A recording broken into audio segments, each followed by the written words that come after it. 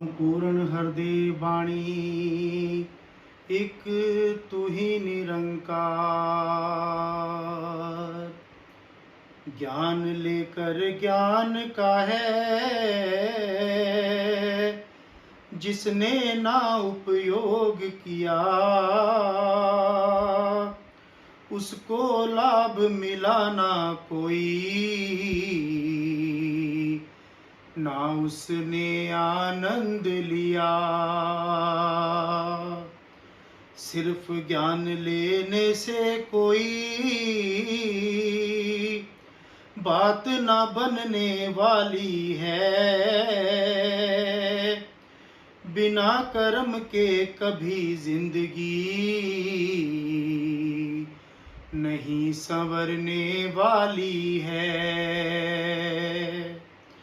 ध्यान बिना ये ज्ञान कभी ना उतरेगा इस जीवन में। हर पल हर छिन सुमिरन वाली ज्योति जगानी है मन में। गुरु ज्ञान से निरंकार को जाना है पहचाना है। इससे एक मिक हो जाना ही असल में इसको पाना है। ऊपर ऊपर तैरने वाला हासिल क्या कर पाएगा। गहराई में जाने वाला मोती चुन कर लाएगा। मुक्ति का हकदार वही है ज्ञान को जो जन जीता है। कहे हर देव विष को तज कर नाम का अमृत पीता है। कहे हर देव विष को तज कर नाम का अमृत पीता है। एक तू ही निरंकार। संपूर्ण हृदय वाणी एक तू ही निरंकार। ज्ञान लेकर ज्ञान का है जिसने ना उपयोग किया, उसको लाभ मिलाना कोई, ना उसने आनंद लिया। साथ संगत जी, प्यार से कहना धनंकार जी। ये संपूर्ण हृदय वाणी का शब्द जो अभी हमने सुना कि कैसे ये ब्रह्म ज्ञान के ऊपर आधारित कि एक संसार में हम आए हैं, इस माया में हम उठते बैठते हैं, पर कैसे इस माया का रंग हमें नहीं लेना। हमें अपने आप में भी ये सोचना है कि किस सोर्स से हम आए हैं, किस में जाना है। और वो आंसर यही है कि इस परमात्मा ने जहाँ इस ब्रह्मांड की भी रचना की है, वहीं हम इंसानों की, तो कैसे हमारा असली सोर्स ये परमात्मा, ये निराकार है।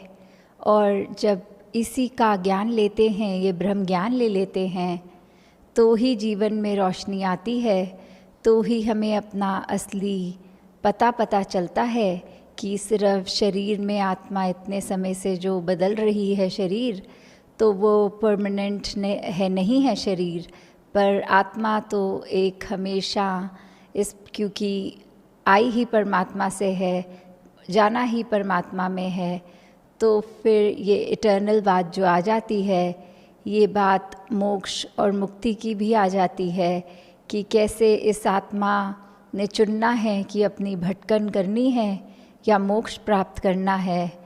ब्रह्म ज्ञान मिलता है तो मोक्ष मुक्ति अवश्य ही मिलती है। बस सवाल ये कि क्या हम इस ब्रह्म ज्ञान को जीते जी याद रख रहे हैं या फिर इस उलझनों में, इस माया में भटक रहे हैं।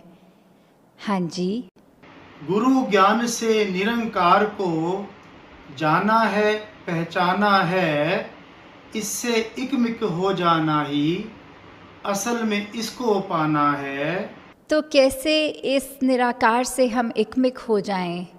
ये जब हम इसी निरंकार का अंश हैं तो कैसे जीते जी इसमें एकमिक होएं?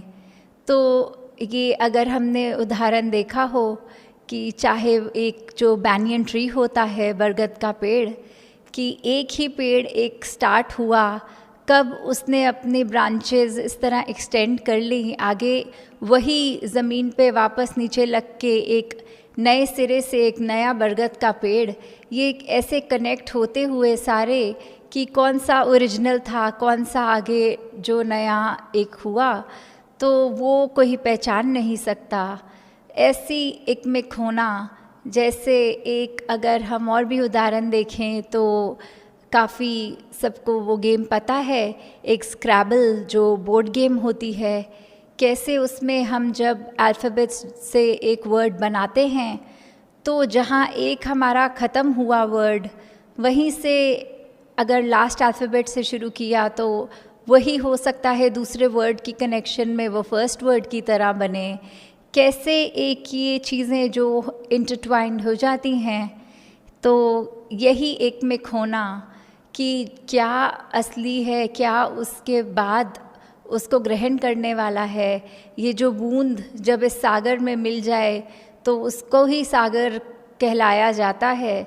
तो ऐसी एकमिक होना, इस तरह इस परमात्मा के साथ हम अपनी रूह का कनेक्शन बनाएं, ऐसे इसमें हम हर श्वास जिएं, हर सांस में हर कार्य इसके साथ उसी तरह हो जैसे गुरबानी में भी लिखा है कि ब्रह्म ज्ञानी का सगल आकार, ब्रह्म ज्ञानी आप निरंकार। कि कैसे ये परमात्मा और फिर इस इंसान में फ़र्क नहीं होगा जिसने ये दात प्राप्त कर ली है। तो ये ब्रह्मज्ञानी जब हम असली में हो जाते हैं, सच्चे मायने में हो जाते हैं, तो फिर एक वो स्वयं ही निरंकार का रूप, कि फिर एक वो स्टेज की हमें वेट नहीं करनी कि जब ये शरीर से आत्मा निकलेगी तो जाके निरंकार में जुड़ेगी। नहीं, ये जीते जी ये मोक्ष मुक्ति प्राप्त हो जाएगी। हर पल इस निरंकार के एहसास में हम अपना समय बताएंगे, अपना जीवन ये सांसों की लड़ी चलाएंगे। हाँ जी। मुक्ति का हकदार वही है, ज्ञान को जो जन जीता है, कहे हर देव विष को तजकर, नाम का अमृत पीता है। तो कैसे ये नाम का अमृत क्या है, ये एक ब्रह्म ज्ञान, तो कैसे ये जब हमने विष, कुछ भी हो सकता है, चाहे वो एक बुरी आदतें कह लें, एक बुरे हमारे थॉट्स कह लें, एक व्यवहार बुरा कह लें, एक सोच बुरी कह लें, तो वो विष है। वो कोई भी चीज़ जो माया है, जो हमें इस परमात्मा से दूर रख रही है, वो एक पॉइज़न है। और कैसे उस हर एक चीज़ का एक ही तोड़, एक ही इलाज, कि इस अमृत को चखा जाए। ये कैसे अपने जीवन में हम जीते जी फिर इस लेवल पे एलिवेट हो जाएं कि ये परमात्मा ही हमारा जो आधार है, सब कुछ है, वो वाकई ही सिर्फ बोलने के लिए नहीं, बल्कि जीते जी उसको ही हम एक प्राइम मानते हुए हर चीज़ उसी से स्टार्ट लें। ये ना सोचें कि जब और कोई ऑप्शन नहीं तो एक परमात्मा पे डिपेंड करें, एक एहसास करें, एक अरदास करें। नहीं, पहली और प्राइम ही एक अरदास, ये ध्यान ऑटोमेटिकली उसी पे जाना चाहिए। कि जैसे अगर उदाहरण, हमारे हाथ अगर कुछ जलता है तो जलते ही सबसे पहले वो बर्फ़ का ख्याल आना, ठंडा पानी का ख्याल आना, तो वो कोई ज़बरदस्ती सोच नहीं लाई गई होती, वो इंस्टिंक्चुअली हमारा एक इस तरह कनेक्ट हो जाता है वो थॉट। तो उसी तरह कुछ भी हो, ये परमात्मा के एहसास में है तो बहुत सुंदर तरह ये निभेगा और हम वाकई ही सही मार्ग पे अपना जीवन चलते जाएंगे। तो जहाँ भक्ति की शुरुआत होती ही ब्रह्म ज्ञान से है। ऐसा नहीं कि ब्रह्म ज्ञान अगर मिल गया तो एक कन्फर्म्ड सैल्वेशन है, नहीं, ब्रह्म ज्ञान तो पहली सीढ़ी है। इसी से हम आगे जब चलेंगे अपने जीवन में, एक भक्ति का जीवन अगर शुरू करना है तो ब्रह्म ज्ञान लेके एक सच्चाई से वाकिफ़, इससे रूबरू होकर फिर ही भक्ति मार्ग में पहला कदम रखना पॉसिबल है। तो दातार हर एक के जीवन में सुख और शांति का एहसास बनाए रखे। सत्संगत जी, धन निरंकार जी।